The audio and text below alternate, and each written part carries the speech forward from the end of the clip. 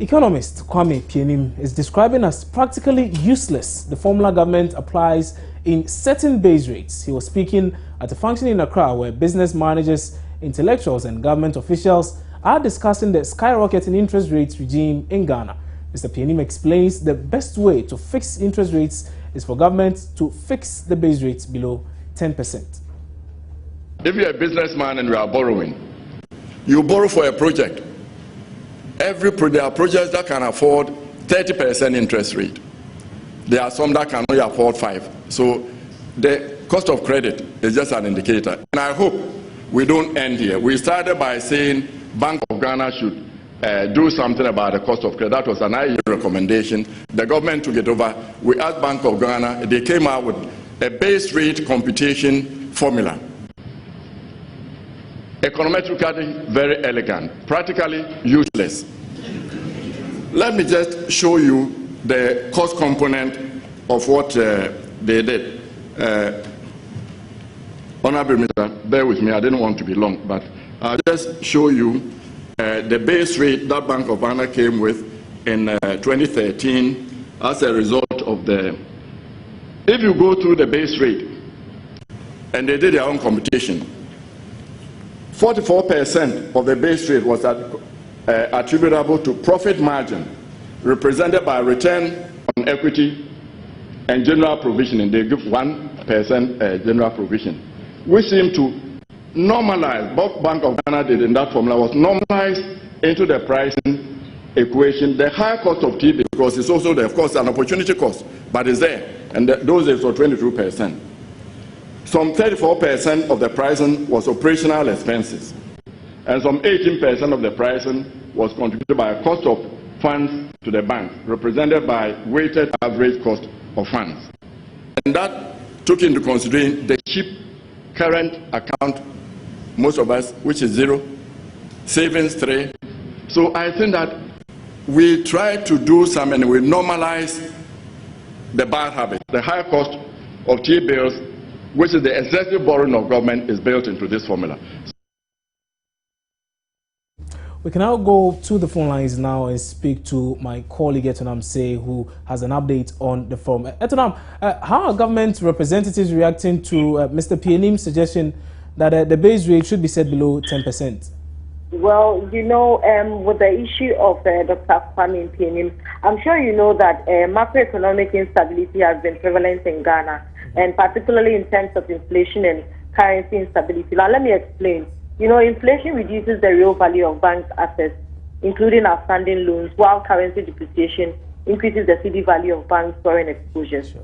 So these result in high costs to banks, which are passed on to clients in form of high lending rates. So in another sense, what I'm trying to say is that interest rates tend to be closely related to inflation, given the demand for positive returns by both lenders and depositors. So the fact that Ghana has had persistently high rates of inflation, currently around 17%, when many other countries have near zero inflation, implies that interest rates in Ghana will be relatively higher. And so what they're telling government is to make life easier. They should work around it. We have Dr. Gabra here, so it's also part of the dialogue. And so I'm sure he's listening in, and he will tell us exactly what he makes of all the contributions all these speakers are making. I see. So as of now, government has not been able to respond to those comments? Not yet. I see. Now, what have other speakers been saying as well? All right. So we have had people speak about, you know, the issue here is why Ghana has a high cost of credit. All right. So we have had speakers speaking about why government's high borrowing rates, why we borrow a lot. We've also had them talking about the monetary policy, and then also some of them have also been speaking on lapses in financial provision and regulation. And then so we've had quite a number of presentations today that are, and we are still expecting more. And so we are hoping to hear from Dr. Gabra what he makes of all the suggestions all these speakers are making. Okay, Etonam, thank you very much for that update. Etonam Say is correspondent on the beat, and well, she's with the business desk. Now, Chief Executive Officer of the National Health Insurance Scheme, Mr. Sylvester Mensah, says the over-generosity of the scheme has contributed to the recent predicament that has plagued it. Now, speaking on the Super Morning Show on Joy FM, Mr. Mensah said the exemption regime and benefit package makes the NHIS too generous. He contends the time has come for a review of the scheme. The opportunity to re-establish a health insurance scheme in Ghana wouldn't have had or wouldn't have the kind of benefit package that we have. It is too generous, and our prescription has been that start with a very modest benefit package, grow the benefit package as fiscal space allows, and as you are able to inject funds into it. Importantly, you must know what you want to buy and for whom you want to do that purchase. And it's so critical that you ensure that what you want to buy and for whom you want to buy fits into your budget. And you need to project your inflows into the future and determine what you can buy now into that designed future. That is what we didn't have, and that is what perhaps is a little deficient in our model. Secondly, we also began with a very wide exemption regime without recourse to equity and sustainability. By exemption, you're talking about those who don't have to pay. Those who don't have to pay premium. Enjoy. Exactly. So you have all under 18 years exempt from the payment of premium. Under 18 years account for almost 44% of our total membership. And then you have all above, all 70 years and above. There are some 70 years and above who are wealthy enough, who are sufficiently endowed to manage their own health care. But we lump everyone together, all under 70, and it has equity implications. Meanwhile, speaking on the same show, Deputy Minister of Health, Dr. Victor Bampo, says Ghanaians are not paying realistic premiums to the health insurance scheme and says the expenditure of the operators outstrips the income. Not run away from the fact that call us a lower middle income country, but I've seen countries that are wealthier than us that have more restricted health insurance schemes. So there's that tension that we always need to find the balance. The government wants the best, but we can't always pay for it. So that the expenditure has outstripped the income. Very simple. So, you earn 1 cedi, you're spending 1 cedi 50 pesos. So there's that difference. What government has done is that we've said, and this is from the very highest levels of government, there's a 3-stage process to rescue the scheme. Is it something that we want to stay? No brainer. There's no question. It's going to stay. So what are the things that we can do? Number one, government has to find money to pay off. And that is what has happened. But what is interesting is that, we have a very generous benefits package. So let's be very honest. Some of the payments that we make, for some of the services, like I said, I'm a health person, may not, in real terms, be realistic, and we must face that point, and we must open it up. Now, it's been a year since Ghana's worst cholera outbreak in history claimed over 200 lives. The epidemic was blamed on improper waste disposal, poor hygiene, and unsafe water sources. Now, poorly equipped health facilities worsened the crisis, with many fading away on benches instead of beds. Now, from January to April this year, 6 deaths have already been reported and scores infected. Is the country facing another epidemic? Hanodame investigates. A year ago, Mensah Guinea, where I currently stand, was in the news for all the bad reasons. According to the Accra Metropolitan Assembly, this place was inhabitable because of the insanitary conditions here. We are here a year on to find out what happened to the development the AMA spoke about, and also if indeed the demolition has helped curb any cholera outbreak. AMA have now turned it into a car pound where they dump their seized cars right? And then they have been coming regularly to make sure no one stays here. Now, if you watch, the place has been turned into a dump site. People come to dump rubbish, they come to dump coconuts and everything all over the place. See people burning rubbish over there and everything. That's what's happening. And what happened to the residents who were here? Oh, everybody has been dispersed. They've all gone.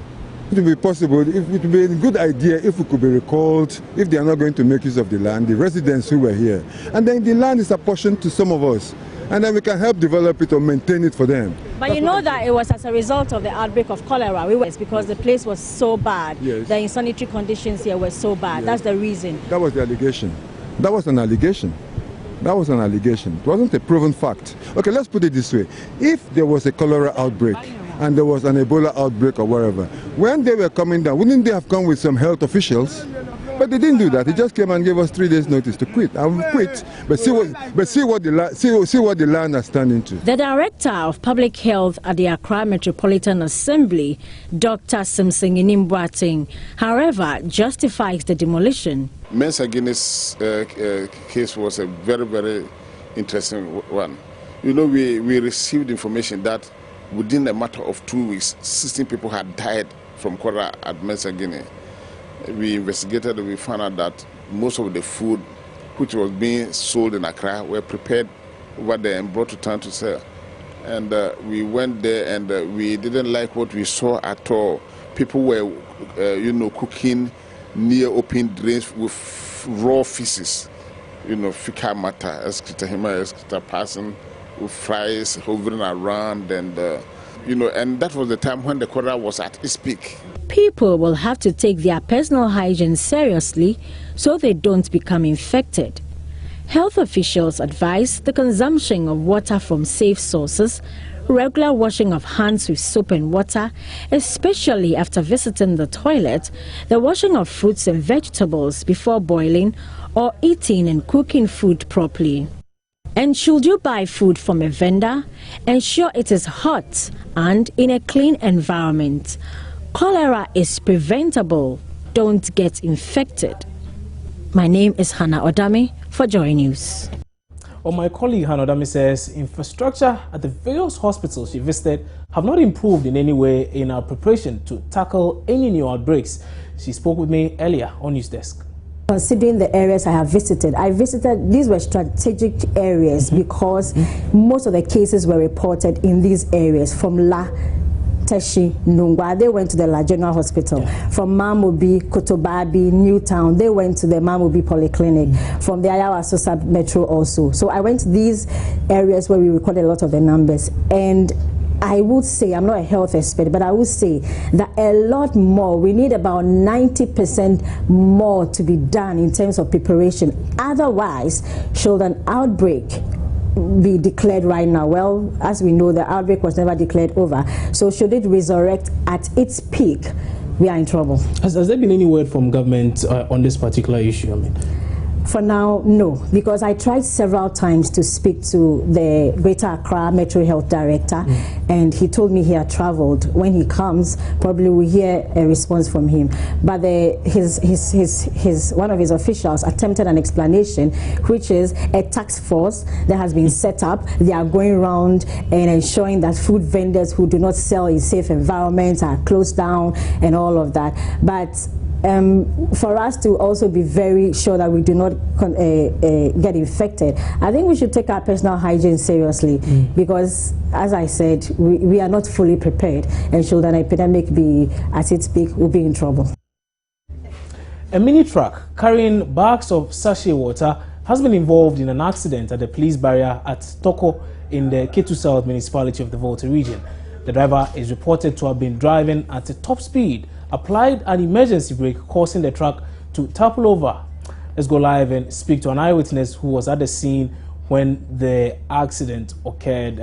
The eyewitness is Aram Eddy. He now joins us on the phone. Aram, what exactly happened? Hello, Aram. Oh, okay. Hello. Yes, Aram, I was asking, what exactly happened? Okay, well, the accident occurred around 11 a.m. this morning at the Toko police barrier in the Ketu South municipality in the Volta region. I see. Were there any casualties? Oh, no, not at all. There wasn't any casualties. Now, have the police been to the scene yet? The scene where the incident occurred?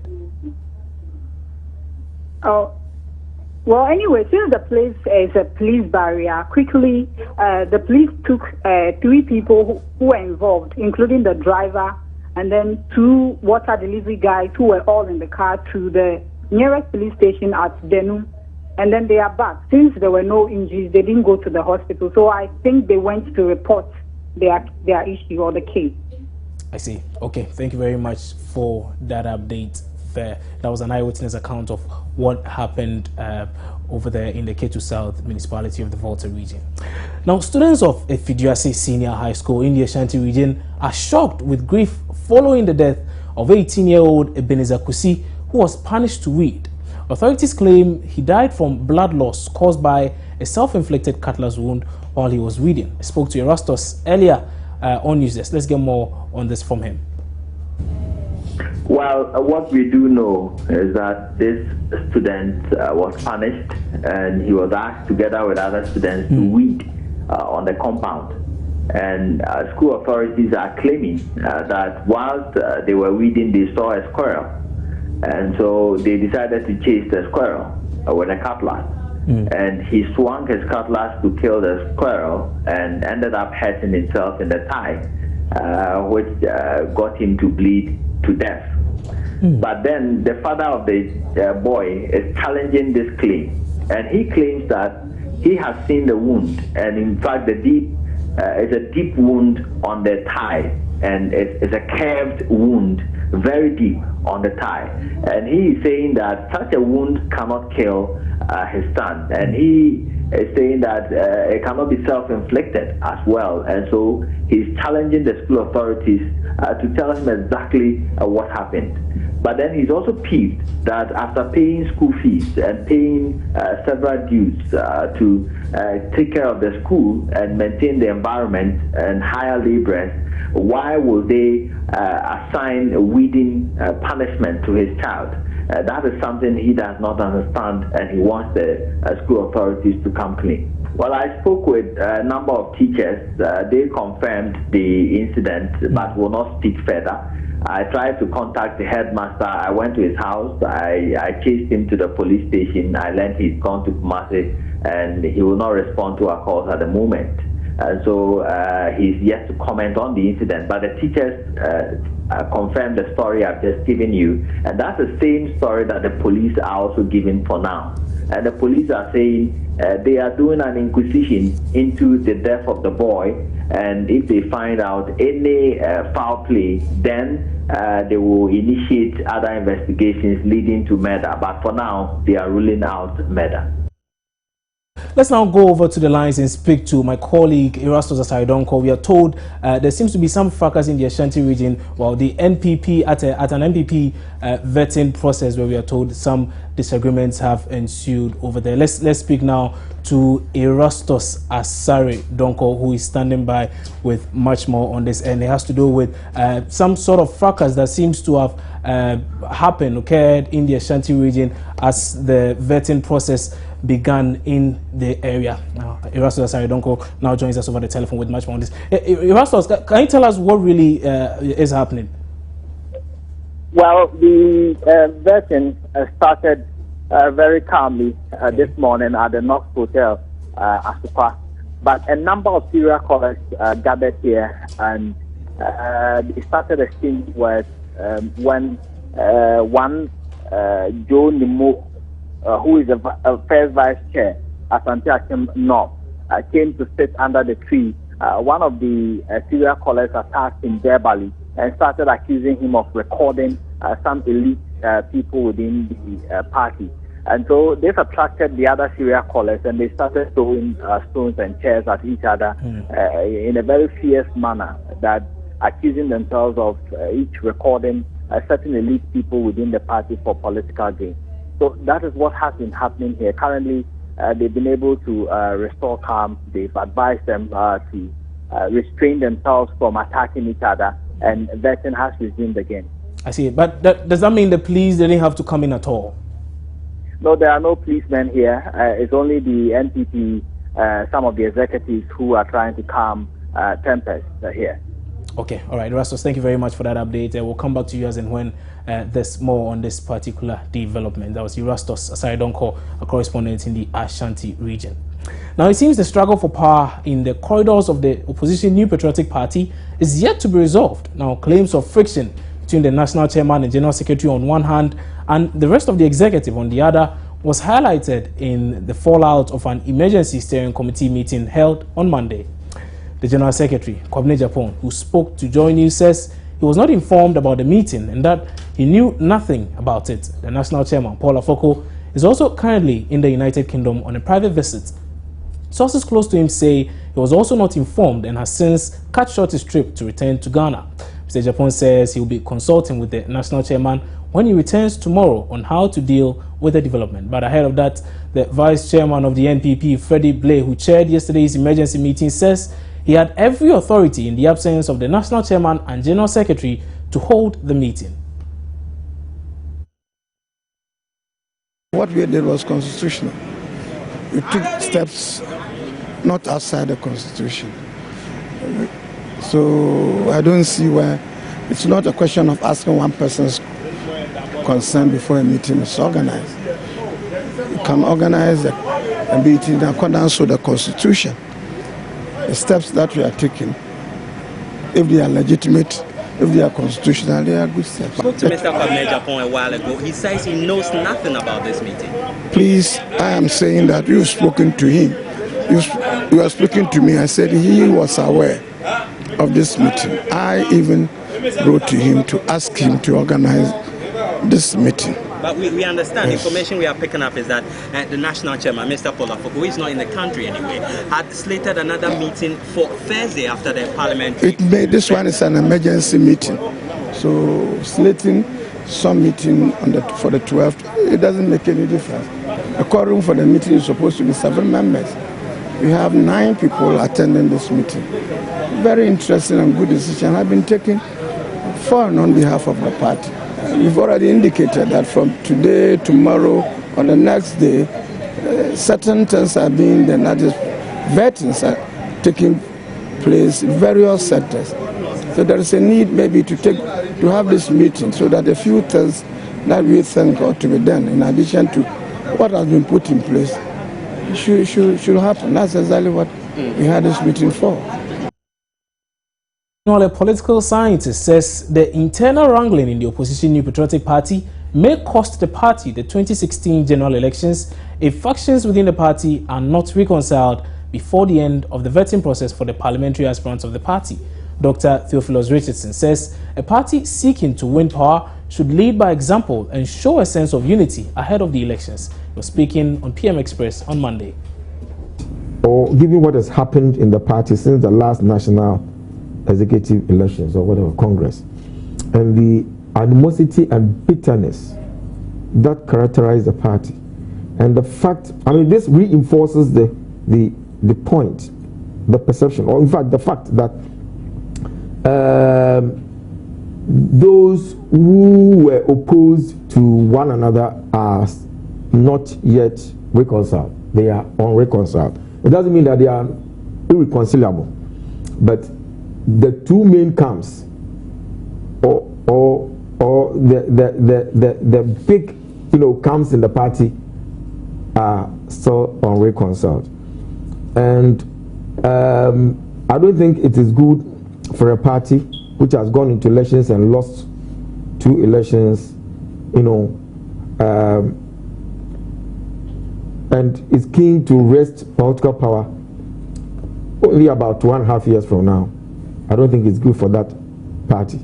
The chairman of the party, if he had made plans, long before this event to travel, well, was entitled to travel. But if the general secretary was around and he was not unwell, and both of them were aware of this, the timetable for vetting and all that, then it leaves much to be desired. I mean, it gives room for all kinds of speculation. I'm saying it's not good for the unity and the strength of the party. And I think the party must do something about it. You know, if the party goes to the next election and is unable to win political power, you know, I can't spell out what the likely implications could be. But I think there are many who are in the party who I suspect have taken things for granted, that, oh, we have this agenda, don't win power, and the party can still hold together. I'm afraid. We must be very careful. A political science lecturer at the University of Ghana, Dr. Ali Hussain, also says the NPP has a lot more work to do to convince Ghanaians that is indeed a government in waiting. He said poor performance of the ruling government is not a guarantee that the NPP would have an easy win in the 2016 elections. Organized opposition party. Some of these things don't have to occur. It shows that you are not organized, you are not prepared as a party, government in waiting, and it speaks volumes of the voters, especially the floating voters, who will have proposed confidence in you to come in and solve some of the challenges that we're facing with regards to this particular government. If you are not well organized in opposition, then it shows what you do when you are in government. So I think what is happening now is not something that is good for the party. And the earlier they sit down and iron out their differences and build that element of unity and cohesion moving forward, it is only going to affect the operation. But you see, your ability to win elections is not only dependent on the ill performance of the party in power. The party in power may not be getting things right. The party in power may be facing a lot of challenges. But ideally, the same reasonable voters will not just vote them out because they are facing challenges or they are not doing well. But they also look at the credibility of the party that is in opposition. Is it a credible alternative to what we have now? So if the NPP think that the current energy crisis and then issues of corruption and then our economy is not doing well, and based on that, they have a clear chance to win the 2016 election, and they don't organize themselves well, it is going to be very difficult for them. Communications Minister Edward Omaniboma has hinted that government plans to implement measures to bring sanity to the country's cyberspace, adding this will help end the abuse of media freedom. Joint News correspondent Kwete Nate is at the press center where the minister addressed members of the Ghana Journalists Association. He joins us over the phone now with more. Kwete, exactly what did the minister say? Well, the minister said they are concerned with the speed at which citizen journalists put out information on social media without cross-checking their facts, and some traditional media outlets running with this same information. And according to him, the ministry intends sanitizing the cyberspace by introducing media governance, where governments will collaborate with stakeholders like internet society to track what is put out on social media. And he also added that they will be introducing guidelines to regulate the activities of citizen journalists. He added that they would ensure they comply with these guidelines, and he cited a young man who was arrested for posting nude photos of his girlfriend on social media some time ago, suggesting that perhaps the ministry would be taking tougher measures on people who abuse the freedom they enjoy on social media. I see. So the minister has been speaking of guidelines, but aside that, did he explain the framework of this regulation? He didn't give enough details on it, but it's something which they are still working on the drawing table. So he said that they would be communicating to the media on how to regulate the cyberspace. I see. Now, has the Ghana Journalists Association reacted to these suggestions? They equally expressed some concern about the misuse of social media. The chairman of Editors Forum spoke about how individuals put out falsehood about people, character assassination, and this is a space which has no regulation, and therefore a practice where you are having traditional media houses speaking this information and putting it out. So there was a lot of concern about regulation of the cyberspace.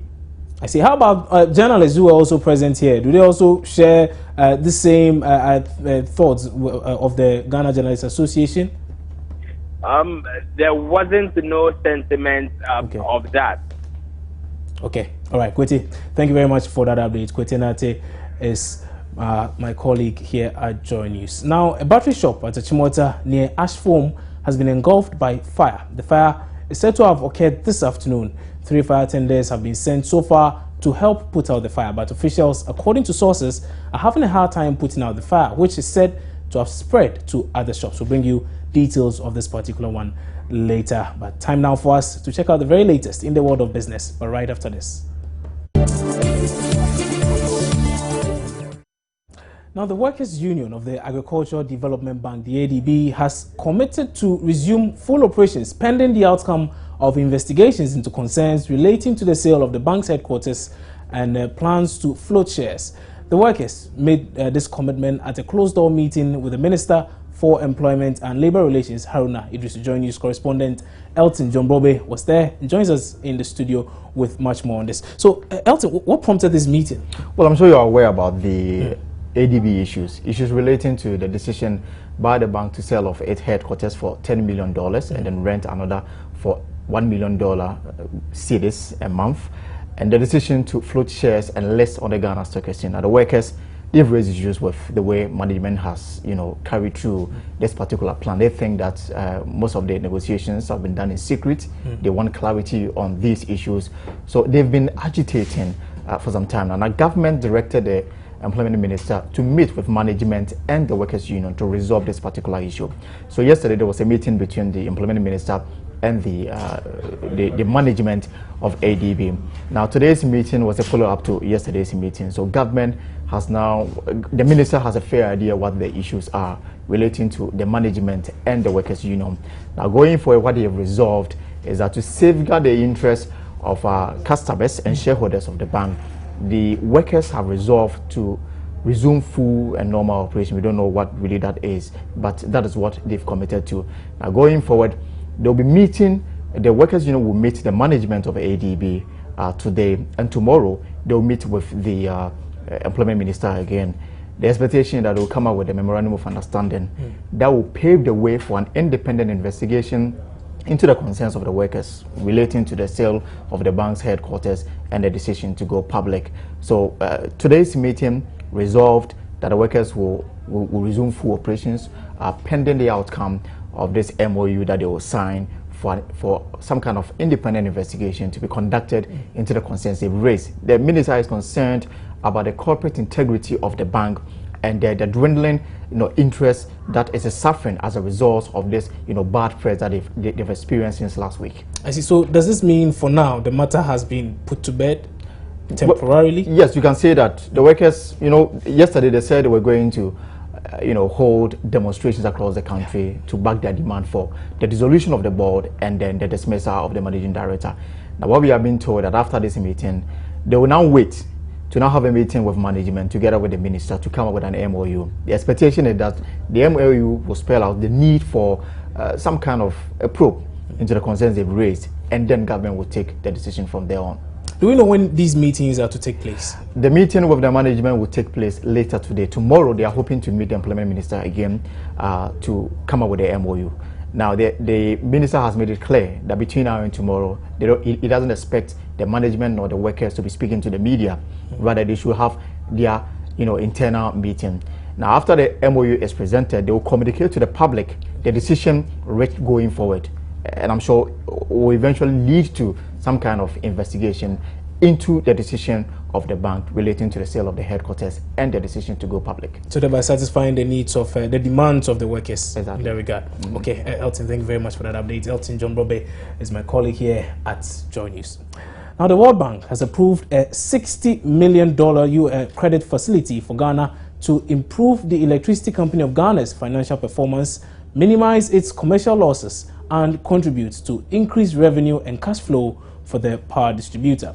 The no-interest long-term credit facility was approved on April 30, 2015 under the International Development Agency scheme aimed at supporting programs in the poor developing countries. The credit provides additional financing to the Ghana Energy Development and Access Project, the GIDAP, most of this new financing will be used to increase the scope and impact of ongoing activities to strengthen ECG's billing and metering systems to improve operational efficiency. ECG needs to invest about $200 million annually over the next decade to keep up with rapidly growing power demand and improve service quality to acceptable levels. A significant portion of ECG's investments are funded by short-term commercial debt and suppliers' credits, which are expensive and pose an additional financial burden on the sector. Well, that'll be it for the business segment. Sports is up next.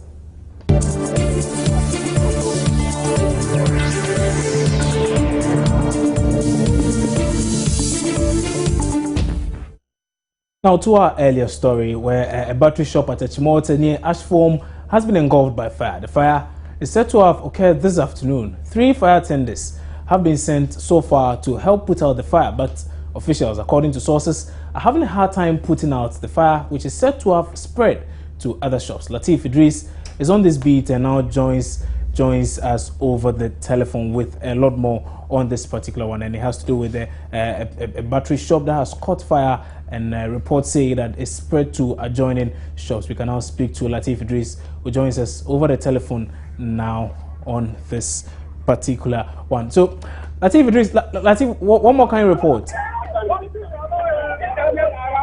Latif, what can you report? Okay, Latif Idris doesn't seem to hear me there. We can move on to other stories. We'll get back to that story soon. Now, torrential rains have rendered over 1,000 people homeless in Nasia in the West Mampusi district of the northern region. Our northern regional correspondent Hashmin Mohammed is there right now and joins us live with more. Hashmin, how bad is the situation? Hello, Hashmin. Hello? Yes, how bad is the situation?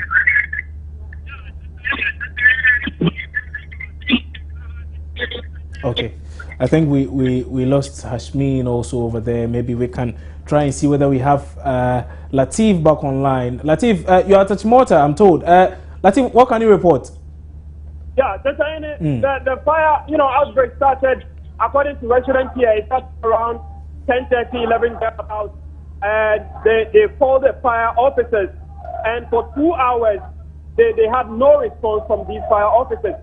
So in their own capacity, they bought sachet water and threw it into the shop in an attempt to put out the fire.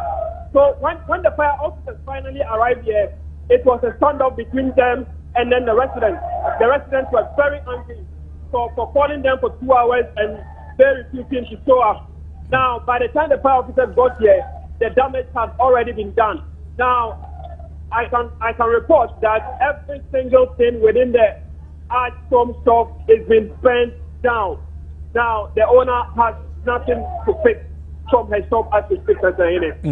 Do we have any idea what must have caused this fire? Yeah, that's the question I posed to Station Officer Gilbert, who is in charge there leading the fire team. And he told me now, for now, what they are doing is to put out the fire. He cannot speak as to what caused the fire outbreak. And that will only be done after they manage to put out the fire, and then he can report to us as to what exactly caused the fire. One issue that also came up here was that there was no fire hydrant at the scene. Now, even the Shell filling station adjacent this Ashform has no fire hydrant. And according to the station officer, it even made it more difficult to put out the fire. With fire hydrants, it could have been brought under control earlier compared to what we have here at Echimota. Okay. Because even the Ashform shop also, they didn't have any fire hydrant. So it was the help of the residents, the sachet water, and then some fire extinguishers around that helped to bring out the fire. I see. Now, did anyone get hurt in this fire? No injuries have been recorded. Thankfully, we've not recorded any injuries here. Okay. Just that we had serious damage as a result of the fire. If you can hear from the background, residents here are hooting at the police and the fire service for, failing. Latif, can you speak up a bit? Are you saying residents are hooting at the police? The residents and the fire officers Latif Idris. Okay, well, Latif can't hear me, but well, what he was saying was that residents are hooting at the police. I was trying to find out for what reason, and we'll bring you much more on that subsequently in the day. Now, torrential rains have rendered over 1,000 people homeless in Nasia in the West Mampusi district of the Northern Region. Our Northern Regional correspondent Hashmin Mohammed is there right now and joins us live with more. So, Hashmin, I was asking earlier, how bad is the situation? Well, the situation is very, very bad. We've had about 73 houses, the roof of about 78 houses completely ripped off. We've had instances where some houses too have also been razed to the ground. Now, these affected persons are appealing to the National Disaster Management Organization for help. The district chief executive for West Mampusi, David Guinea, has been touring the place to sympathize with the victims. He's here with me, and I will try to find out from him how soon will help come to these displaced persons. Hello, many thanks for your time this afternoon. You are live on Joy. Now, how soon will help come to these displaced victims? Thank you very much for hooking me on this platform. I'm very grateful that your media is helping me to solve the problem that I've just encountered. Indeed, this is a major disaster that has hit the district in this year 2015. As you came and met me, we are busily moving around and taking for support from NGOs, government, NADMO, and all philanthropists to come to the aid of Nasia people, because this disaster can befall anybody. And as an assembly, we are not sitting alone. We are doing it in our own way. We are organizing resources to go to their aid. But we know that the intensity of this disaster is very high and great in such a way that the assembly alone cannot manage it. Therefore, there is the need for all good-willing Ghanaians to come on board to help us get refuge for them. School blocks have been ripped off, people's homes. About 1,023 people have been displaced. Okay. They have to take refuge in friends' homes. School children, over 500 students, have no accommodation. Schools are going to resume on the 12th of this month. My worry is, where are they going to enter? All right. So okay, Hashmin, thank you very much, Hashmin Mohammed, for that update. Hashmin Mohammed is a Northern Regional correspondent. Time now for us to check out the very latest on the international news segment. 3 people have been killed in Burundi's capital, Bujumbura, in fresh protests against President Pierre Nkurunziza. The protests follow President Nkurunziza's decision to seek re-election in the country. Under Burundi's constitution, presidents can only be elected to 2 terms in office, but Mr. Nkurunziza's allies say his first term does not count as he was appointed by the country's parliament. International relations expert Dr. Vladimir Chidanso is however blaming the unrest in the country on the lack of visionary leadership in Africa. He says the inability of African leaders to know the needs of their citizens is largely to blame for the many unrests in the sub-region. Dr. Chidanso believes the unrest will have dire consequences for the continent should it escalate. It does have dire consequences for Africa. It's a very unfortunate situation. I mean, good leadership would have known that the people don't want this. And Burundi is coming from a bruised past.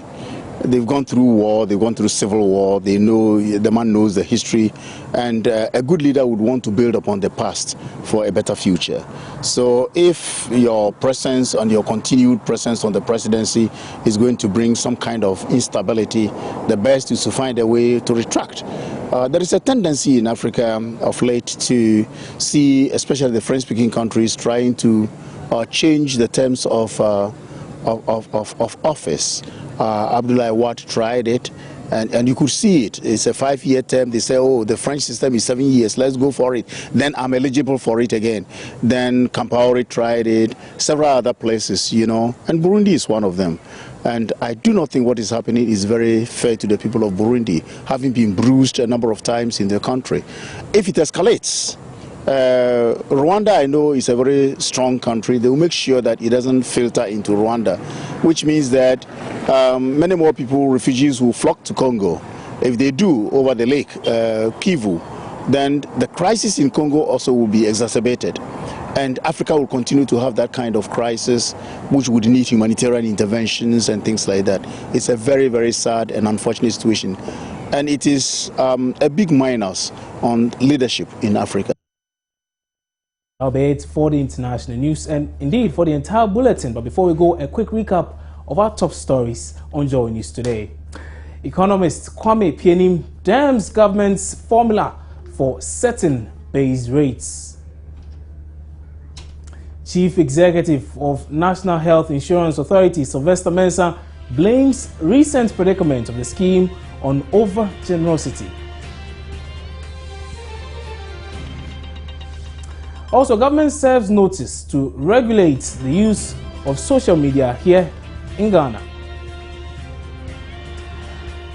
Again, cholera claims 6 lives in the first quarter of 2015, causing fears of another epidemic. But that's it for the hour. For more news, do well to log on to myjoyonline.com. My name is Kwabena Chenchen Hiniboti. Have a good afternoon.